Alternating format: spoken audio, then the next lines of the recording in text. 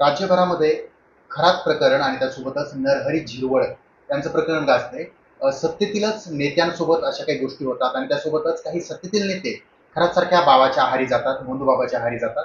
त्यामुळे प्रश्नचिन्ह उपस्थित केले जात आहेत. या नेत्यांवर कशी कारवाई केली जाणार आहे, त्या दोषी कोण आहेत आणि काय पुढचं पावलं असेल ते जाणून घेऊयात. आपल्यासोबत भाजप आमदार संजय केनेकर आहेत.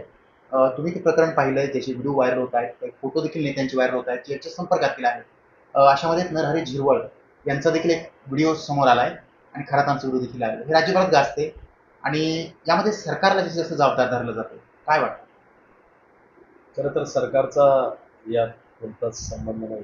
उलट हे एकमेव असं देवेंद्रजींचं सरकार आहे की जे कधीच गुन्हेगाराच्या बाबतीत पांघरून घालत नाही.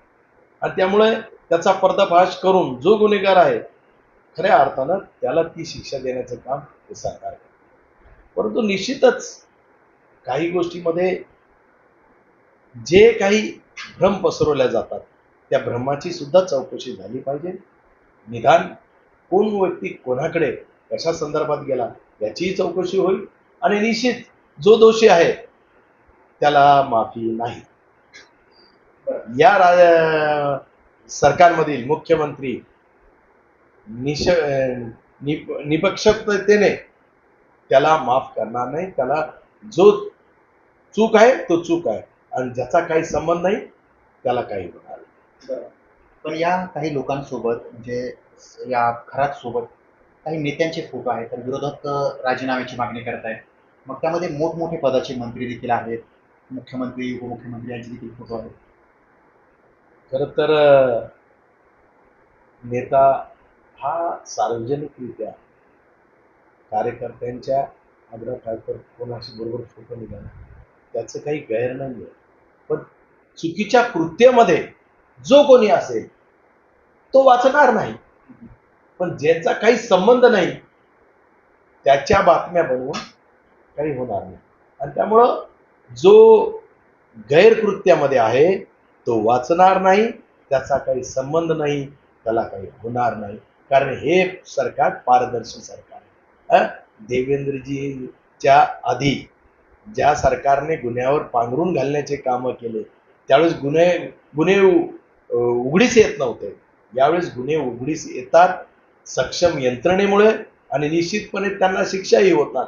आणि त्यामुळे कोणत्याच गुन्हेगाराला क्षमा नाहीये, कोणत्याच गुन्ह्यावर पांघरून नाही घातल्या जाणार आहे. आणि त्यामुळे निश्चितपणे हे सरकार पारदर्शी आहे.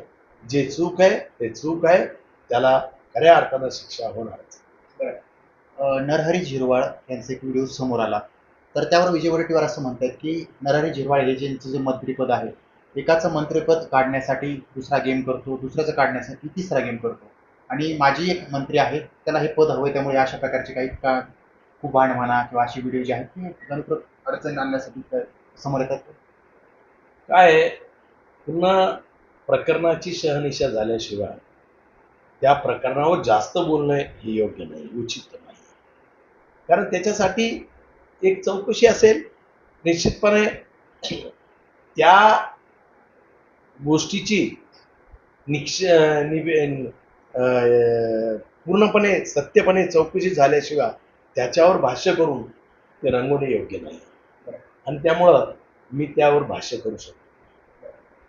हे होते भाजप आमदार संजय केनेकर. यांनी एक महत्त्वाचं विधान केलंय, जो कोणी दोषी असेल त्याला सोडलं जाणार नाही, त्याला शिक्षा केली जाईल, कडक शासन केलं जाणार आहे. त्यामुळं त्या प्रकरणामध्ये जी काही नावं घेतली जातात किंवा जे दोषी आहेत त्यांच्यावर आता कठोर कारवाईचा इशारा जो आहे तो स्वतः भाजप आमदार संजय केनेकरांनी दिला. सचिन बडे, लोकशाही मराठी, छत्रपती संभाजीनगर. लोकशाही मराठी ऐका, पहा, जागरूक रहा.